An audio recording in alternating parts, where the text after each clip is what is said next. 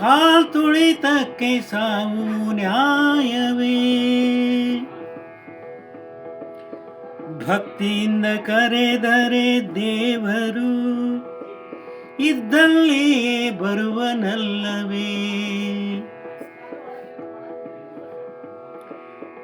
ದೇವ ಸರ್ವಾಂತರ್ಯಾಮಿ ಅಲ್ಲವೇ?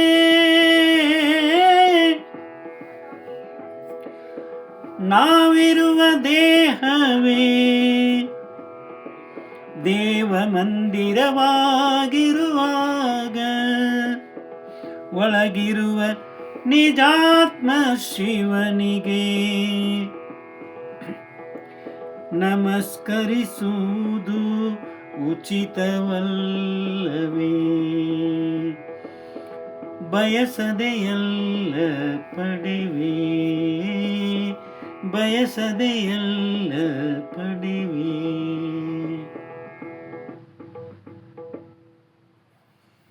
ಇತ್ತೀಚಿನ ದಿನಗಳಲ್ಲಿ ಕಾಲು ತುಳಿತದ ಪ್ರಕರಣಗಳು ದೇವಾಲಯದೊಳಗೆ, ಜಾತ್ರಾ ಸ್ಥಳದಲ್ಲಿ, ಹಲವಾರು ಸ್ಥಳದಲ್ಲಿ ಆಗ್ತಾ ಇರೋದು ನೋಡ್ತಾ ಇದ್ದೀವಿ.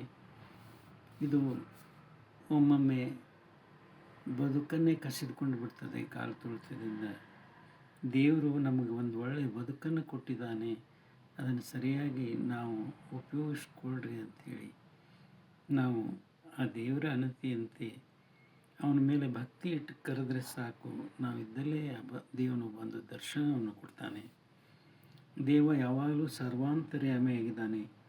ನಾವಿರುವಂಥ ದೇಹವೇ ದೇವ ಮಂದಿರವಾಗಿರುವಾಗ ಒಳಗಿರುವಂಥ ನಿಜಾತ್ಮ ಶಿವನಿಗೆ ನಮಸ್ಕರಿಸಿದರೆ ಅಷ್ಟೇ ಸಾಕು, ಬಯಸದೇ ಎಲ್ಲವನ್ನೂ ಪಡೆಯಬಹುದಾಗಿದೆ ಅಂತ ಹೇಳ್ತಾ ಎರಡು ಮಾತು ವಿರಾಮ ಕೊಡ್ತಾ ಇದ್ದೀನಿ. ಇದೊಂದು ಸ್ವರಚಿತ ವಚನ, ಹಾಡಿದವರು ರವೀಂದ್ರ ಜಕಾತಿ.